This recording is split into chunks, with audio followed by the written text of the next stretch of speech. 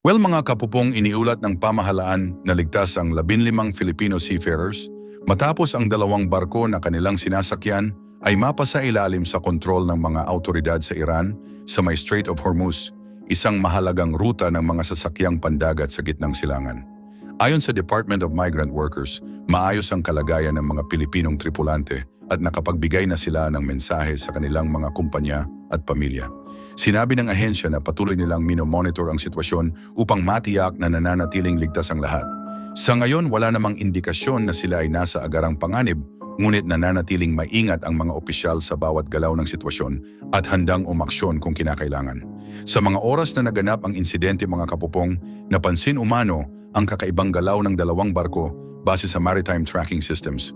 Kalaunan, nilapitan ang mga ito ng mga autoridad at inilipat sa kalapit na karagatan para sa karagdagang pagsusuri. Ang ganitong uri ng pangyayari ay hindi na bago sa nasabing rehiyon, ngunit patuloy pa rin itong binabantayan dahil sa posibleng epekto nito sa daloy ng pandaigdigang trading at sa galaw ng oil sa merkado. Agad namang kumilos ang pamahalaan ng Pilipinas at naglatag ng mga plano upang suportahan ang mga apektadong seafarers. Patuloy ang komunikasyon sa pagitan ng mga ahensya ng gobyerno at ng mga crew members upang maibigay ang tamang impormasyon sa kanilang mga pamilya. Malaking bagay ito upang mabawasan ang pangamba ng kanilang mga mahal sa buhay na naghihintay ng balita sa Pilipinas at umaasa sa kanilang ligtas na pagbabalik. Mga kapupong, nagpahayag ng pag-aalala ang mga pamilya ng mga seafarers, ngunit nakaramdam din sila ng ginhawa nang makumpirma na ligtas ang kanilang mga kaanak. Sa tulong ng pamahalaan, patuloy silang nakakatanggap ng updates at suporta. Para sa kanila, ang pinakamahalaga ay ang makauwi ng maayos ang kanilang mga mahal sa buhay at muling makasama ang kanilang pamilya sa lalong madaling panahon. Ang mga shipping companies na may kaugnayan sa insidente ay nakikipagtulungan na rin sa mga autoridad upang maresolba ang sitwasyon. Sinabi ng mga kinatawan ng kumpanya na ginagawa nila ang lahat upang masiguro ang kapakanan ng kanilang crew at mapanatili ang maayos na operasyon ng kanilang mga barko sa kabila ng hamon sa rehiyon. Kilala ang lugar na ito bilang isa sa pinakaabala sa pandaigdigang trading dahil dito dumaraan ang malaking bahagi ng supply ng oil at energy na ginagamit ng iba't ibang bansa. Kaya anumang insidente rito ay agad na binibigyang pansin. Well, mga kapupong, nakipag-ugnayan na rin ang Pilipinas sa mga kalapit na bansa at sa mga tao sa mundo upang mas maintindihan ang nangyari. Mahalaga ang bukas na komunikasyon upang maiwasan ang pagtaas ng tensyon sa rehiyon.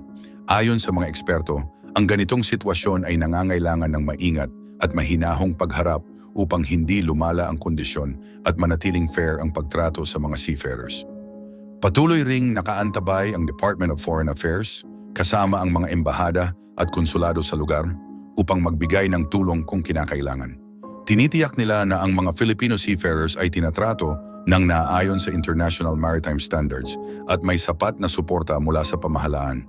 Anyway, mga kapupong, ipinapakita ng insidenteng ito ang kahalagahan ng kooperasyon ng iba't ibang bansa upang mapanatiling ligtas ang mga pangunahing ruta ng trading. Sa kabila ng mga hamon, nananatiling matatag ang mga Filipino seafarers sa kanilang tungkulin at patuloy na nagbibigay ng mahalagang ambag sa pandaigdigang ekonomiya. Umaasa, mga kapupong, ang pamahalaan na mareresolba rin ang sitwasyon sa maayos na paraan. Para sa mga pamilya, sapat na muna ang balitang ligtas ang kanilang mga mahal sa buhay. Patuloy ang pagbabantay at pakikipag-ugnayan ng mga autoridad upang matiyak na ang bawat Pilipino ay makakabalik sa kanilang tahanan ng ligtas at payapa, dala ang pag-asa at bagong lakas ng loob. Well, mga kapupong, patuloy ang pagtaas ng tensyon sa Strait of Hormuz matapos ang isang serye ng insidente na kinasangkutan ng mga barkong dumaraan sa mahalagang rutang pandagat na ito. Sa mga oras na nahinto ang pag-uusap sa pagitan ng Iran at United States, lalo pang naging sensitibo ang sitwasyon sa rehiyon.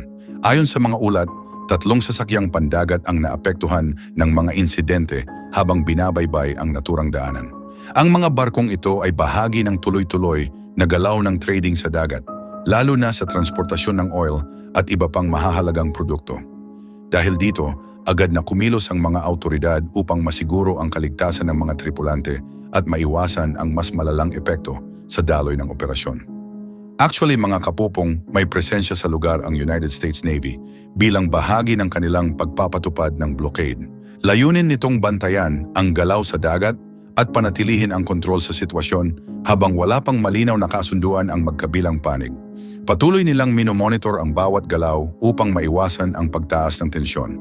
Sa panig ng Iran, may ilang opisyal na nagsalita ngunit hindi nagbigay ng kumpletong paliwanag tungkol sa nangyari. Sinabi nila na ang kanilang mga kilos ay bahagi ng kanilang depensa. Gayunpaman, napansin ng mga eksperto na wala pa ring malinaw na direksyon kung ipagpapatuloy ang ceasefire, kaya nananatiling hindi tiyak ang takbo ng mga susunod na araw. Well mga kapopong, dahil sa insidente, agad na naglabas ng abiso ang mga shipping company sa kanilang mga crew. May ilan ding nagbago ng ruta upang makaiwas sa panganib. Para sa mga eksperto sa industriya, kahit iisang pangyayari lamang sa Strait of Hormuz ay may kakayahang makaapekto sa global na supply ng langis dahil isa ito sa pinakamahalagang dinaraanan ng energy sa buong mundo. Habang lumalalim ang hindi pagkakaunawaan ng United States at Iran, tila lumiliit ang tsansa ng agarang kasunduan.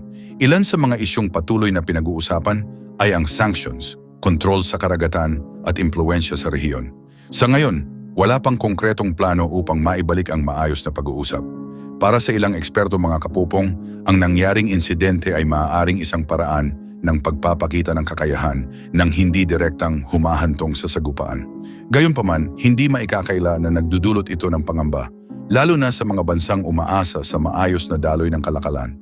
Nagpaalala naman ang International Maritime Organization sa lahat ng panig na panatilihin ang kaligtasan ng mga sibilyan sa dagat.